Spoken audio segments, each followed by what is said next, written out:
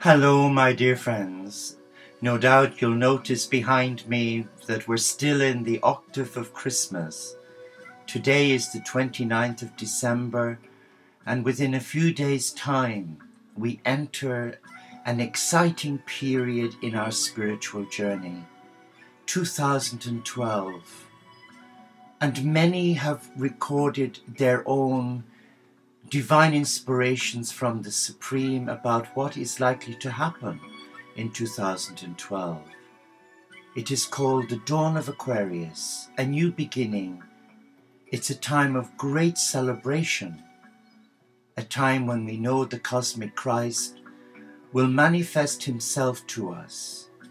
But are we prepared spiritually to embrace the cosmic Christ and the divine feminine of God? Well, over the years, working as a pastoral counselor, as a spiritual teacher, running workshops in different parts of the world, many beautiful souls would come up and they would ask for prayer. But I always insisted on a hug. I'm known in monastic circles as the hug machine. And many a nun would run away from me because they were afraid to hug, to be hugged. But in that gift of hugging, something wonderful happens. I'm made aware in my heart through the wonderful gift that the archangels have given me, and that is to be able to discern and sense what is wrong with the person. And over the years, I've been given clear guidelines and instructions which I would like to share with you as you begin your preparations for your New Year's resolutions. Personally, I don't make them because I always broke them.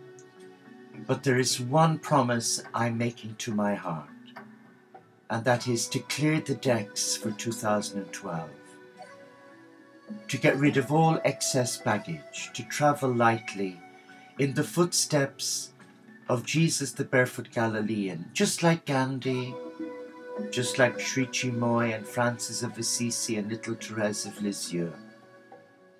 What's the point of hoarding? What's the point of holding on to a lot of emotional baggage?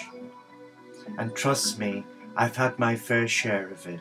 At 63, I can honestly, truthfully say to you, I have carried a lot of baggage.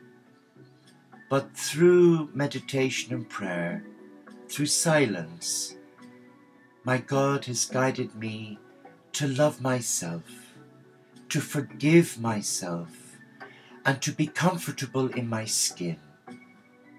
But now I would like to take this opportunity to introduce you to the Christ energies with the 4 spheres of angelic love to empower you release outdated vows.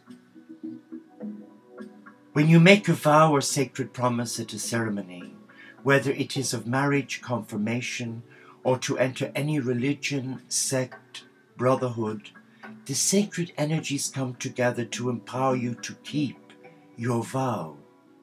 If you are baptized as an infant or a young child, the vow is taken on your behalf, and angels are assigned to keep you on that path.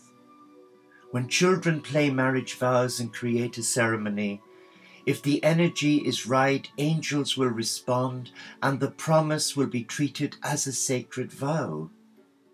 At a spiritual level, these children are bound. On a few occasions, people have realized that they played at weddings when they were children. We've all done it, I have. Usually for the impact to be binding, it was with a special friend. Often the children's vows was made with others attending, which heightens the energy of the dedication. Pacts entered into with ritual are also in this category. So are oaths of allegiance and some contracts that you undertake. Time has speeded up now and humans are living several lifetimes in one, without severing the vows to their previous marriages, religions or career contracts. A marriage is a ceremony, A divorce is a signed piece of paper which does not release the energy of the original contract. This means that many people are held back by outdated psychic cords which the angels maintain. It is important to release these vows, contracts and dedications and free yourself to live fully. In past lives you may have taken vows of chastity, poverty, obedience or silence. Many people took vows of fidelity and charity by which you have to give everything away.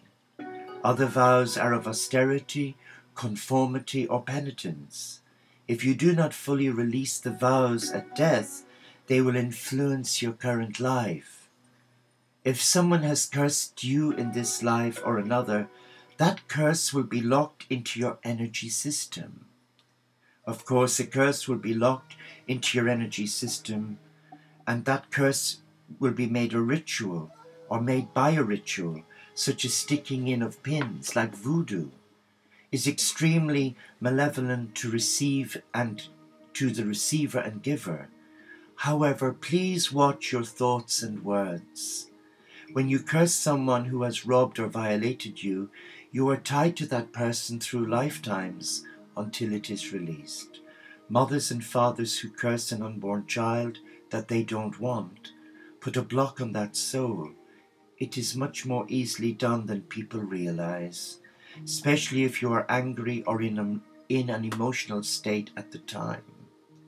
It is wasted energy to feel guilty. Far better to release the curse or damnation and forgive yourself. An implant of any kind is a kind of curse. It ties you to the energy of the person who implanted it and condemns you both.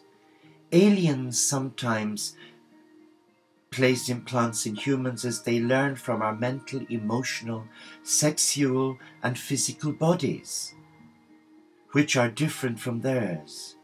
These need to be removed.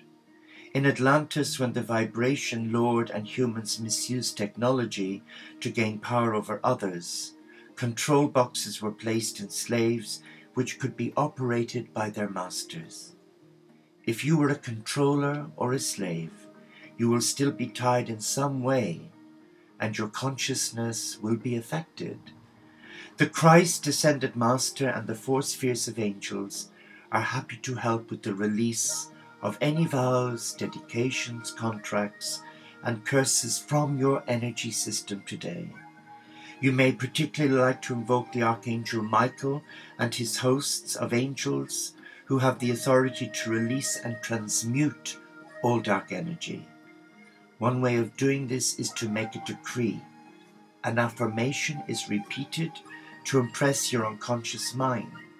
A decree is much more powerful.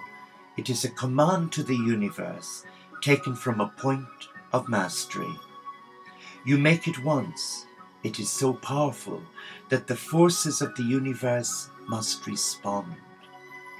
To make your decree, sit or stand with your shoulders back and your head up. It must be spoken aloud with authority. A preamble such as the following is very helpful to clear the energy around you. And now I would like to share with you that preamble. So let us relax. I invite you to light a candle. I invite you to create a sense of peace around you.